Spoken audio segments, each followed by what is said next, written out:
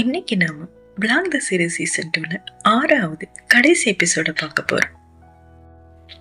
கடைசியா ரொம்ப heart பிரேக்கிங்கா அணுவுக்கு accident ஆகுற மாதிரி காட்டி முடிச்சிருந்தாங்க. இனி அடுத்து என்ன நடந்தது அப்படிங்கறது இந்த எபிசோட்ல பார்க்கலாம்.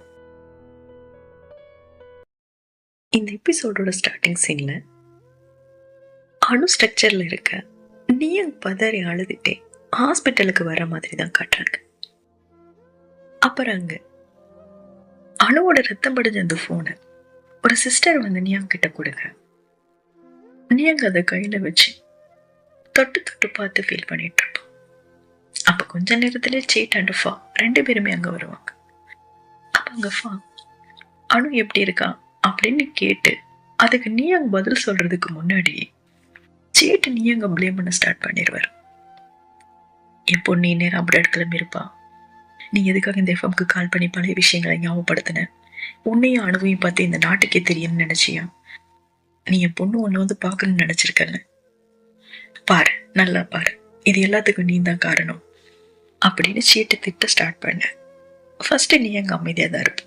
அப்புறம் ஒரு லெவலுக்கு மேல அவளுமே டென்ஷன் ஆகி அவங்க பண்ண தப்பு சுட்டி காட்ட முடிவு பண்ணி நிறுத்திச்சுட்டு, அணு மேல அக்கறை இருக்கிற மாதிரி நடிக்க வேண்டாம், இங்க இருக்கிற யாருமே அணுவை புரிஞ்சுக்க முயற்சி கூட பண்ணதில்லை, அணு தன்னோட லைஃப்ல கொஞ்சமாவது ஹாப்பியா இருந்திருப்பாளா அப்படிங்கிறது கூட எனக்கு தெரியல, அவகிட்ட இருந்து எல்லாத்தையும் பறிக்க மட்டும்தான் நீங்க பண்ணிருக்கிறீங்க, அவ பிறந்ததும் அவளோட அம்மா அவளை விட்டுட்டு போயிட்டான், அவளுக்கு அப்பா இருந்தான், பட் இருந்தாலும் இல்லாத மாதிரி தான், கடைசி அவ பாட்டி கூட வளர வேண்டிய சூழ்நிலை, பட் அவங்களுமே எங்க தன் பொண்ணோட பாதையில அவன் நடந்துருவாளுங்கிற பயத்துல அவரோட சுதந்திரத்தை பறிச்சு அவளை அடக்கிதான வளர்க்க நினைச்சாங்க. இதுல இருந்து தப்பிக்க போராடி தாண்டி என்கிட்ட வந்தான்.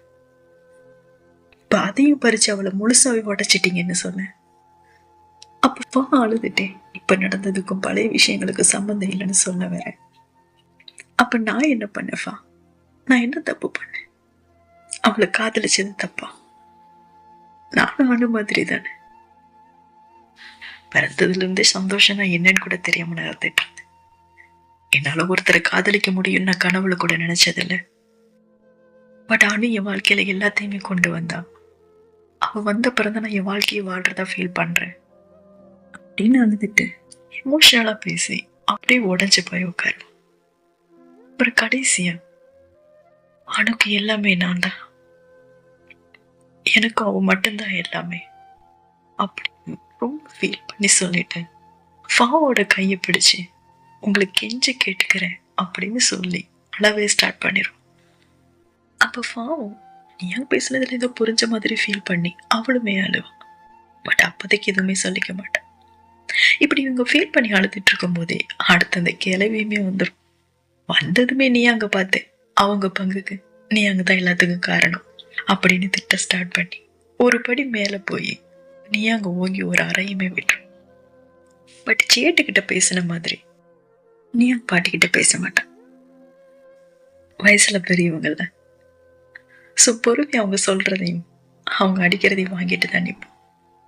இப்படி இங்க இந்த கிளவி கத்திட்டு இருக்கும் போதே டாக்டர் டோரை ஓபன் பண்ணி நீங்க தான் அணுவோட ரிலேட்டிவ்ஸா அப்படின்னு சொல்லி கேட்க, அப்ப சேட்டு வேகமா நான் அவளோட அப்பா அப்படின்னு போய் நிற்பேன்.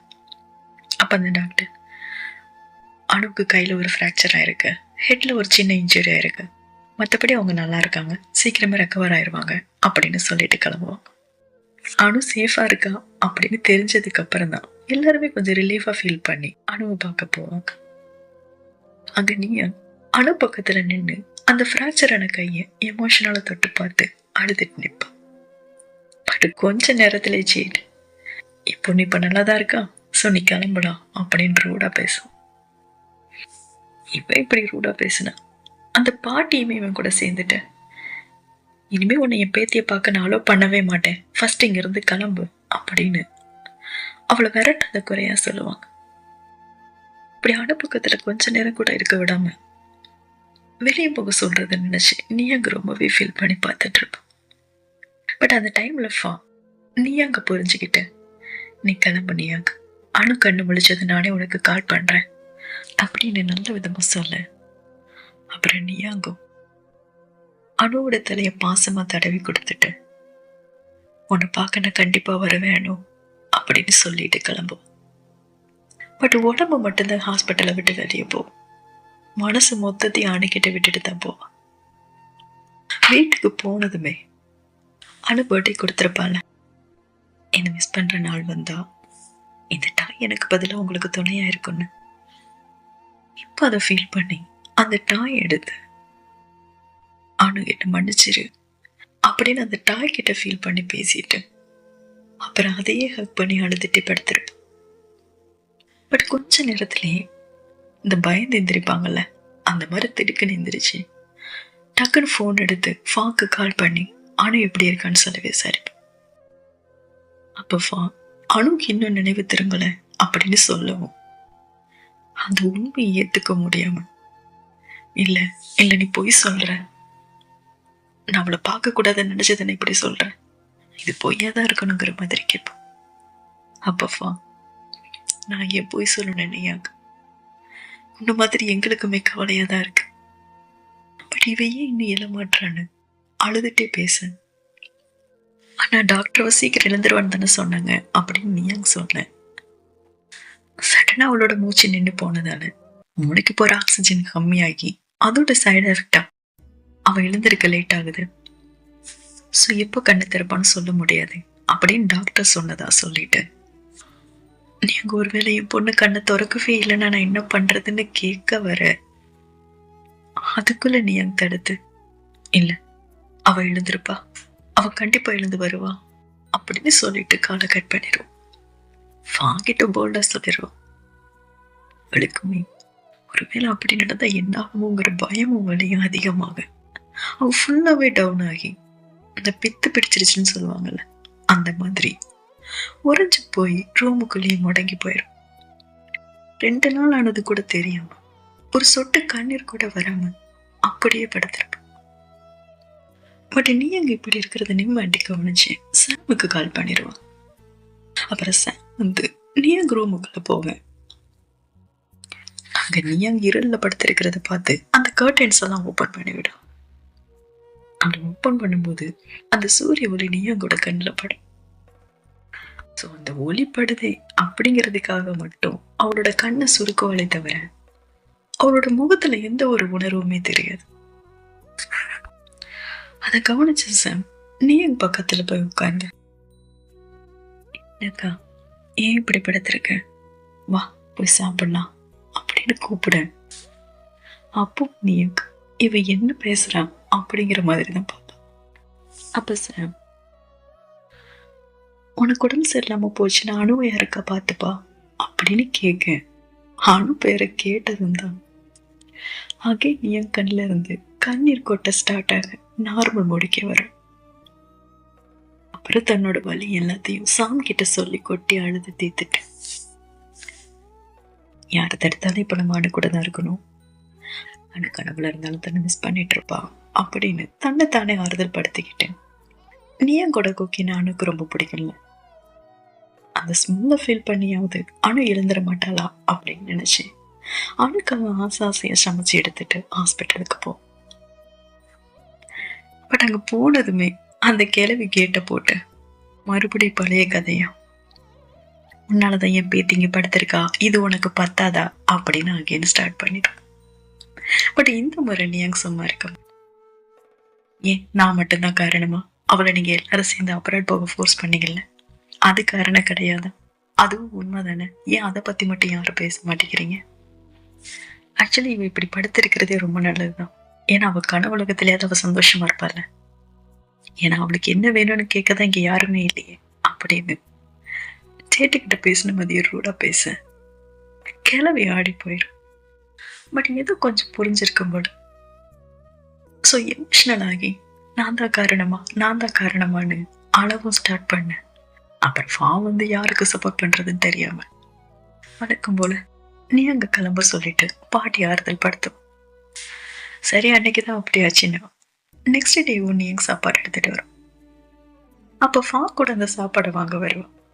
அந்த கிளம்பி இருக்கே, அந்த சாப்பாடை பிடிங்க டஸ்ட்பின்ல போட்டுட்டு இங்க இருந்து போயிரு அப்படின்னு கத்தி சண்டை போட ஆரம்பிச்சு. நீயும் கிவ் அப் பண்ணாம நம்மளை பார்த்தா தானே டென்ஷன் ஆகுறாங்க. எப்படியும் இந்த ஃபுட் அங்க போய் சேர்ந்த போதும், ஆனும் இந்த ஸ்மெல்ல ஃபீல் பண்ணா போதும் அப்படின்னு நினைச்சேன். டெய்லி சாப்பாடு எடுத்துட்டு வந்து அனுவோட ரூமுக்கு வெளியே வச்சுட்டு கிளம்பு. அந்த ஃபா ஓபன் பண்ணலான்னு தெரியல, பட் சேட்டுமே அந்த டஸ்ட்பின்ல தான் போட்டுட்டு இருப்பாரு. இப்படியே போயிட்டு இருக்கும்போது ஒரு நாள் நீ வழக்கம் போல ஃபுட் எடுத்துட்டு வர. அப்ப ஃபா பாத்துரு. ஃபாவை பார்த்ததும் சரி எப்படியும் இன்னைக்கு இது டஸ்ட்பினுக்கு தான் போக போகுது அப்படின்னு நினைச்சு திரும்ப. பட் ஃபா அன்னைக்கு அதுக்கு மாற நீங்கோட கையை படிச்சேன். அவங்களோட காதலுக்கு கிரீன் சிக்னல் கொடுத்த மாதிரி நீ அங்க அணுவை பார்த்துக்கிறதுக்கு அலோ பண்ணும். ஃபா கிட்ட இருந்து இப்படி ஒரு கிரீன் சிக்னல் நீ அங்க எதிர்பார்த்திருக்க மாட்டேன். பட் அது கிடைச்சதும் ரொம்ப ஹாப்பியாகி அணுவை பார்க்க போய் அணுவை தொட்டு பார்த்துட்டு நான் வருவேன்னு சொன்னலடி வந்துட்டேன் அப்படின்னு சொல்லி அணுவை ரொம்ப நல்லா பார்த்துக்க ஸ்டார்ட் பண்ணும். அவளுக்கு நீல் கட் பண்றது, காலை ப்ரெஸ் பண்ணி விடுறது, அணுவை பாசமா கிளீன் பண்ணி விடுறது, அவளுக்காக அவளுக்கு பிடிச்ச நான் அவளை ரீட் பண்ணி காட்டுறது. நீங்க எவ்வளவு நேரம்டா வெயிட் பண்ண வைக்க போறேன், உன்னை நான் ரொம்ப மிஸ் பண்றேன், நீ அணுவுன்னு சொல்றது கேட்கணும் போல இருக்கு, சீக்கிரம் எழுந்து வா அப்படின்னு அணுகிட்ட பேசுறதுன்னு ரொம்ப கேரிங்கா தன்னோட காதலை வெளிப்படுத்திட்டு இருக்க. நீங்கூட இந்த காதலும் அவரோட கேரிங்கும் அங்க இருக்கிற எல்லாரோட மனசுலையுமே கொஞ்சம் கொஞ்சமா மாற்றத்தை கொண்டு வர ஆரம்பிக்கும். குறிப்பா சேட் அவனோட தவறையுமே புரிஞ்சுக்கிட்டு நீ என்கிட்ட பேச வரும். அங்க நீ சொன்னது சரிதான், நீ அணுவோட இந்த கண்டிஷனுக்கு நானும் தான் காரணம். நான் ஒரு அப்பா ரோலை மட்டும்தான் பிளே பண்ண நினைச்சேன். பட் அது அணுவோட வாழ்க்கை, அவளுக்கு என்ன வேணும்னு கேட்க மறந்துட்டேன் தான். அதுக்காக எனக்கு அவ மேல அக்கறை இல்லைன்னு மட்டும் நினைச்சிருது நீ அவங்க. நான் அவளை வணக்கலதான். பட் எப்ப அவன் என் பொண்ணுன்னு தெரிஞ்சதோ அப்ப இருந்து அவளோட அன்புக்காக மட்டும்தான் நான் இயக்கிட்டு இருக்கேன். ஒருவேளை என்னால காலத்தை மாத்த முடிஞ்ச நல்லா இருக்கும் நீங்க. நான் அவன் மேல எவ்வளவு பாசம் வச்சிருக்கேன்னு வளர்த்து காட்டுவேன்னு ஃபீல் பண்ணி சொல்லுவார். அப்ப நீ அங்கும் சேட்டோட வார்த்தையை கேட்டு நீ இப்ப என்கிட்ட சொன்ன எல்லாத்தையுமே அணு எழுந்தது அவகிட்ட சொல்லு சேட் அப்படின்னு சொல்லு. அப்ப சீட்டு ஸ்மைல் பண்ணிக்கிட்டு அப்புறம் நீ அணு எழுந்தப்புறமும் அவளை எனக்காக நல்லா பாத்துக்குவியா அப்படின்னு கேட்டுரும். நீ அங்க அதையும் எதிர்பார்த்திருக்க மாட்டேன். சோ கொஞ்சம் ஷாக் ஆகி பார்த்துட்டு அந்த சந்தோஷத்துல வார்த்தை வராம அப்புறம் கண்டிப்பாங்கிற மாதிரி தலையை மட்டும் அசைப்போம். சோ இப்படி எல்லாருமே காதல் அக்செப்ட் பண்ணீங்க, அணு மட்டும்தான் எழுந்திருக்காம இருப்பான். பட் நீ அங்கோ கொஞ்சம் கூட டயர்ட் ஆகாம ஹாஸ்பிட்டல்ல தான் வீடு மாதிரி ஃபுல் டேவும் அணு கூட தான் இருப்பான். இப்படியே நாட்களோட ஒரு நாள் நீ அங்காக ட்ரெஸ் எல்லாம் கொடுத்துட்டு போக வருவான். அப்படி வந்தவன் வழக்கம் போல என்னக்கா ஹாஸ்பிட்டல் உன் மாமியார் வீடா நினைச்சிட்டியா, அணுக்காக இங்கேயே செட்டில் ஆயிட்டேன் அப்படின்னு கலாய்ச்சிட்டு இருப்பான். இப்படி இவங்க பேசிட்டு இருக்கும் போதே அங்க ரிசப்ஷன்ல ஒரு ஆன்டி ரேடியோ ஆன் பண்ணி விடுவாங்க. அங்க எஃப்எம்ல அணுவோட ஃபேவரட் ஷோ ஓடிட்டு இருக்கும். அதுல அந்த ஆர்ஜி இன்னைக்கு நம்ம கூட யாருமே ஏத்துக்க முடியாத ஒரு காதலை பத்தி சொல்றதுக்காக குனிய வெயிட் பண்ணிட்டு இருக்காங்க, வாங்க அந்த ஸ்டோரியை கேட்கலாம் அப்படின்னு சொல்லிட்டு சொல்லுங்க குனியே அப்படின்னு சொல்ல. எனக்கு 22 வயசு. நான் என் பேரண்ட்ஸ் கூட இருந்ததில்லை. என்னை என் பாட்டி தான் வளர்த்தாங்க. பட் அவங்களுமே எங்க நான் தப்பான நண்பர்களை மீட் பண்ணிடுவணும் அப்படிங்கிற பயத்துல என்னை ரொம்ப ஸ்ட்ரிக்டா தான் வளர்த்தாங்க. ஆனா இது எல்லாமே நான் அவங்கள பாக்குறத தடுத்து நிறுத்தல. அவங்க என்ன ஜஸ்ட் ஒரே ஒரு பார்வை தான் பார்த்தாங்க. அப்பவே நான் ஏதோ முழுசா ஆக்கிரமிக்கப்பட்டதாவே ஃபீல் பண்ணேன். இதை தவிர வேற எதுவுமே காதலா இருக்க முடியாது அப்படின்னு எனக்குள்ள நானே நினைச்சுக்கிட்டேன். அப்படின்னு அந்த ரேடியோல ஒரு லேடி பேசிட்டு இருக்கேன். அதை கேட்டுட்டு இருந்த நீங்க பயங்கர ஹாப்பியாகி இது அணுவா தான் இருக்கணும்னு அணுவை பார்க்க ஓட ஸ்டார்ட் பண்ணும். பட் லிஃப்ட் சதி பண்ணும். அன்னைக்கு ஒரு ரவுண்டு கூட ஓட முடியாம டயர்டான நியாங் இன்னைக்கு அணு இருந்துட்டான்னு ஃபீல் பண்ணி அந்த சந்தோஷத்துல எந்த டயர்டும் தெரியாம எத்தனை ஃப்ளோர்னு கூட தெரியல ஸ்டெப்ஸ்ல ஓட ஸ்டார்ட் பண்ணோம். இப்படி நியாங் இங்க ஓட அணு தொடர்ந்து அவங்களும் என்ன மாதிரி ஒரு பொண்ணுதான். பட் எங்களுக்குள்ள 16 வயசு வித்தியாசம் இருந்தது. நார்மலா எனக்கு யார்கிட்டயுமே பேச வராது. நான் ஒரு இன்ட்ரோவர்ட்டட் டைப். பட் இவங்க கிட்ட மட்டும் நான் எக்ஸோவர்ட்டடா மாறிப்போம். அவங்கள நான் ஃபுல்லா தொல்லை பண்ணிட்டே தான் இருந்தேன். என்னால அவங்கள விட்டு விலகி இருக்கவே முடியல தெரியுமா. எப்போ அவங்க என் கூட மட்டும்தான் இருக்கிறோம்னு நான் ஃபீல் பண்ணிட்டு இருப்பேன். அப்படின்னு நான் மொத்த கதையும் சொல்லிட்டு இருப்பேன். கடைசியா நான் கன்சியஸா இருந்தபோது எனக்கு ஒரு அழகான கனவு வந்தது. அந்த கனவு மொத்தம் அவங்க மட்டும்தான் இருந்தாங்க. இப்ப என் இதயம் துடிக்குதுன்னு அது அவங்களுக்காக மட்டும்தான் அப்படின்னு சொல்லிட்டு, அனு என்னை பார்க்க சீக்கிரம் வாங்க, உங்களுக்காக நான் வெயிட் பண்ணிட்டு இருக்கேன் அப்படின்னு சொல்லி முடிக்கிறதுக்குள்ள அப்போ கரெக்டா நியாங் டோரை ஓபன் பண்ணி உள்ள வரும். இந்த சைட் செம்மையா இருக்கும் தெரியுமா. படியில ஓடி வந்ததுல மூச்சு வாங்க பேச முடியாம சந்தோஷம் நிறைஞ்ச கண்களோட நியாங் அணுவை பார்த்துட்டு இருக்கேன். அணு எத்தனை நாள் தூக்கத்துல இருந்தாலும் தெரியல. பட் நியாங்க பார்த்ததும் அந்த எக்ஸைட்மெண்ட் கொஞ்சம் கூட குறையாம, நியாங் எனக்கு ஒரு ஹக் கொடுக்க மாட்டீங்களா, ஓடி வர எனக்கு இப்ப ஸ்ட்ரென்த் இல்லை அப்படின்னு கியூட்டா சொல்ல, நியாங் கிட்ட வந்து அணுவை ஹக் பண்ணிக்க, அணு நியாங் ஷோல்டர்ல கிஸ் பண்ண, அப்புறம் நியாங் ஆனந்த கண்ணீர் வடிய அணுவோட நெத்தியில கிஸ் பண்ணணும். செம ஃபீலா இருக்கும். ஸோ இப்படி ஃபைனலா 2 பேருமே ஒன்று சேர்ந்துருவாங்க. அதுக்கப்புறம் அணு காலேஜ் முடிக்கிற வர வீக் டேஸ்ல பாட்டி கூடவும் வீக்கெண்ட்ல நியாங் கூடவும் காலேஜ்ல ட்ராப் பண்றதுக்கு சீட்டும் பிக்கப் பண்ண நியாங்கோன்னு ஃபேமிலி சப்போர்ட்டோட அவங்களோட லவ் இன்னும் சூப்பரா ஸ்டார்ட் ஆகும். அப்படியே ஹாப்பியா 4 வருஷம் ஓட அணு அவளோட கிராஜுவேஷன் முடிச்சிருவான். அப்ப ஒரு நாள் அங்க நியாங் ஏதோ ஒரு ஃபோன் கால் பேசிட்டு இருக்கு. பட் அணு வணக்கம் போல நாம இருக்கும்போது எப்படி அவங்க ஃபோன் பேசிட்டு இருக்கலாம் அப்படிங்கிற மாதிரி எங்க டிஸ்டர்ப் பண்ணிட்டே இருப்பேன். அப்ப நியாங் காலை கட் பண்ணிட்டு, என்னடி பண்ற, அஃபிஷியல் கால் பேசிட்டு இருக்கேன்டி அப்படின்னு சொன்னேன். ஆனா நம்ம இங்க ரிலாக்ஸ் பண்ண தானே வந்தோம், நீங்க இப்படி கால் பேசிட்டு இருக்கீங்க அப்படின்னு கியூட்டா கேட்க, அப்ப நியாங்கும் ஆமால நம்ம ரிலாக்ஸ் பண்ண தானே வந்தோம், சரி வா உன்னோட ஸ்டைல்லையே ரிலாக்ஸ் பண்ணலான்னு அணுவை பீச்சில் வாக்கிங் கூட்டு போவோம். அப்படியே 2 பேரும் ஹாப்பியா பேசிட்டு கை கோர்த்து நடந்துட்டு இருக்கும் போதே நியாங் சடனா நின்றுவா. அப்ப அனு என்னாச்சு நியாங், டயர்ட் ஆயிட்டீங்களா அப்படின்னு அக்கறையா கேட்க, அப்ப நீ அதுக்குள்ளேயடி நான் டயர்ட் ஆவேன், இந்த சின்ன வாக்கெல்லாம் என்ன டயர்ட் ஆக்காது அப்படின்னு சொல்லிட்டு உன் கையை நீட்டு அப்படின்னு சொல்லுவோம். அப்ப அனு அவளோட கையை நீட்டு, அப்ப நியாங் ப்ரப்போஸ் பண்ற மாதிரி 2 மோதிரத்தை எடுத்து நீட்டிட்டு, ஆக்சுவலி எனக்கு இந்த மாதிரி விஷயங்கள்லாம் வராது அப்படின்னு தயங்கிக்கிட்டே நிக்க, ரிங்க பார்த்ததுமே அணு ஹாப்பி ஆயிரும். அப்புறம் அதை போட்டு விடாம நியாங் கையில வச்சிட்டு இருக்கிறத பார்த்தேன்.